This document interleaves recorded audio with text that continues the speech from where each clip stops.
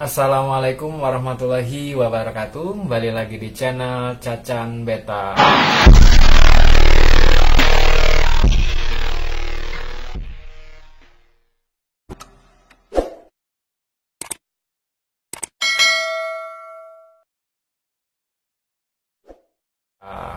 Oke teman-teman, banyak yang breeding itu hasilnya tidak memuaskan. Nah, secara dasar kita memahami langkah-langkah untuk breeding ya. Nah, tapi cara hasilnya itu tidak sesuai dengan kualitas dan kuantitasnya teman-teman. Nah, sebenarnya teknik-teknik untuk breeding itu sangat mudah. Nah, tetapi untuk formula settingan indukannya itu yang harus kita pelajari ya teman-teman. Nah, hari ini kita akan bahas formulasi untuk setting indukan agar form dan bukan ekornya itu lebih maksimal 180 derajat lebih, atau bisa dianggap itu membentuk huruf C ya teman-teman. Nah, karena kenapa kita breeding untuk form yang sangat baik? Karena pertama itu adalah ketika kita mau menjual satu ikan. Nah, ikan itu tidak hanya dinilai dari warna, akan tetapi juga dinilai dari formnya ya teman-teman. Bagaimana formnya yang baik, nah itu mungkin akan lebih dilirik oleh si buyer ya teman-teman. Dan sebenarnya kuncinya ada di indukan ya teman-teman. Indukan untuk menghasilkan kualitas ikan yang baik, ketika kita memilih indukan itu yang pertama tahu asal usul dan formnya ya teman-teman. Nah, semakin teman-teman breeding ikan yang formnya kurang maksimal, entah itu dari male atau female-nya, itu akan tidak maksimal juga ya teman-teman. Akan tetapi jika teman-teman bisa memilih secara teliti untuk indukan-indukan yang baik, bisa menghasilkan burayak atau anakan ikan yang baik ya teman-teman. Nah, di sini akan kita pelajari secara detail itu formulasi settingan indukan untuk form dan bukan ekornya ya teman-teman. Nah, yang pertama akan kita bahas itu male-nya. Nah, sebelum kita masuk di pokok bahasan, bagi teman-teman yang belum subscribe, agak segera tekan tombol subscribe biar saya lebih semangat lagi untuk membuat konten-konten tentang ikan cupang ya teman-teman. Oke teman-teman, kita akan langsung saja membuat formulasi setting untuk indukan agar form dan bukan ekornya maksimal. Pertama kita akan bahas yang male-nya dulu ya teman-teman. Nah, indukan male harus kita siapkan itu indukan yang sehat dan tahu asal usul dari genetik dan bukan ekornya. Biasanya di dalam satu lubukan itu 75%, semisal ekornya 180 derajat, itu 75%-nya bagus ya teman-teman. Nah, tapi kita tidak membahas tentang warna ini, kita hanya membahas tentang form dan bukan ekornya teman-teman. Biasanya itu genetiknya bagus untuk bukan ekornya. Nah, kita akan bahas dari belakang dulu ya teman-teman. Kita akan bahas bagian ekor. Ekor yang baik untuk indukan jantan adalah bukaannya itu 180 derajat lebih ya teman-teman. Nah, di sini teman-teman harus perhatikan untuk ekornya ya teman-teman. Nah, ekornya sendiri lihat dan perhatikan ketika dia flaring. Nah, ketika dia flaring itu bukan ekornya sangat maksimal, bahkan melebihi 180 derajat ya teman-teman. Atau bisa dibilang itu seperti huruf C atau crescent tail ya teman-teman. Seperti sabit ya. Nah, di pangkal ujung atas dan ujung bawah itu di ekornya, paling ujung itu teman-teman harus memilih yang ekornya yang lancip ya teman-teman, atau meruncing. Nah, itu untuk ekor. Nah, perhatikan untuk ekornya teman-teman. Ekornya membentuk 180 derajat lebih. Nah, dan di ujungnya itu pilihlah yang meruncing ya teman-teman. Nah, terus carilah ekor yang tidak cacat ya teman-teman. Biasanya ada kita pilih indukan itu ketika melihat ekornya lebar, langsung kita satukan dengan si betina ya, tapi tidak kita perhatikan untuk yang cacat di sela-sela tulangannya ya teman-teman.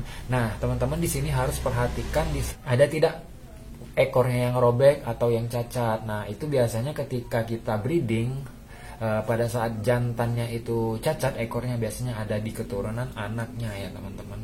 Nah, langsung saja berikutnya itu dorsal ya teman-teman, atau sirip atas. Nah, pilihlah sirip atas yang tegak ke depan ya teman-teman. Nah, tulangannya itu tegak ke depan, seperti apa ya, mohak ya teman-teman. Mohak kalau seperti rambut yang berdirinya tegak itu.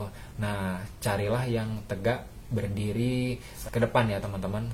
Nah, untuk selanjutnya itu anal, adalah sirip bagian bawah. Teman-teman bisa melihat di indukan teman-teman apakah sudah sesuai atau tidak. Nah, biasanya untuk anal yang bagus itu adalah dia membentuk trapesium ya teman-teman, membentuk trapesium. Nah, kemudian itu adalah body. Nah, yang kita bahas ini body. Nah, body ini jangan terlalu panjang, long body, dan jangan terlalu short body. Nah, artinya kita akan memilih yang seimbang.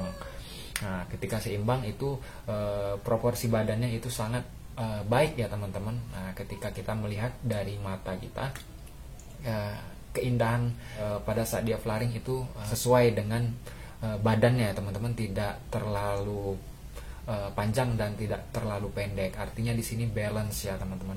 Nah, kemudian itu dasi. Nah, dasi ini ketika kita melihat dasi secara detail itu sebenarnya yang kita pilih adalah dasi yang tegak lurus. Nah, akan tetapi misal dia bercabang itu nggak apa-apa, tapi sama sesuai dengan cabang yang di sebelah kanan dan sebelah kirinya teman-teman. Nah, sebelah kanan dan sebelah kirinya usahakan tidak bengkok ataupun patah ataupun panjang sebelah. Nah, ini akan mengakibatkan juga semisal kita kawinkan akan mengakibatkan genetiknya turun pada anaknya teman-teman. Nah, jadi teman-teman itu harus bisa melihat secara detail untuk spesifik indukannya ya teman-teman. Nah, kemudian kita lanjut itu bagian depan lagi adalah bagian kepala. Nah, kepala ini yang sering kita tidak perhatikan ya teman-teman. Nah, ketika kita breeding kok hasilnya kepalanya seluruhnya itu muncung ke atas ya teman-teman. Muncung ke atas itu kalau istilah percupangan itu nyendok ya.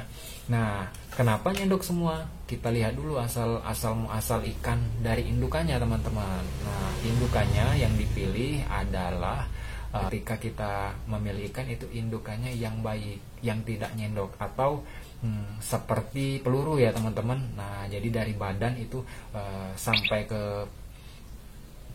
ke ujung mulut itu seperti peluru. Nah, itu untuk yang male-nya. Nah, sekarang kita bahas untuk yang female-nya ya teman-teman.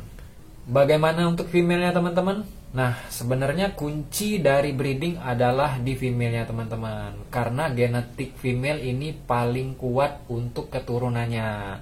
Nah, di sini jadi kita harus lebih teliti memilih calon indukan female-nya teman-teman. Nah, kita akan bahas dan kita akan review mulai dari ekor ya teman-teman.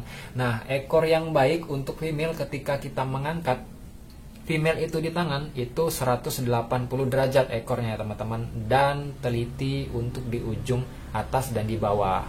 Itu usahakan meruncing ya teman-teman, atau lancip ya. Nah, ini akan mempengaruhi juga ke keturunannya agar formnya lebih baik, atau 180 derajat lebih overtail, atau bisa dibilang itu ngece ya teman-teman. Nah, pilihlah ekor yang baik ya untuk betinanya. Kemudian dorsal ya teman-teman. Dorsal usahakan saling menutup dengan ekor ya teman-teman. Artinya tidak ada celah di dorsalnya. Dan untuk analnya sendiri seperti male-nya teman-teman, itu seperti trapesium. Kemudian untuk body sendiri ini usahakan tidak terlalu panjang dan tidak terlalu pendek. Artinya seimbang ya teman-teman. Nah, kemudian teman-teman harus lebih teliti di dasi. Nah, dasi ini ketika kita melihat dasi female ini kan lebih pendek. Jadi usahakan kita perhatikan betul-betul apakah dasinya bengkok patah atau panjang sebelah. Nanti takutnya ketika kita breed itu hasilnya dasinya cacat semua teman-teman. Nah disinilah yang perlu kita perhatikan teman-teman secara detail.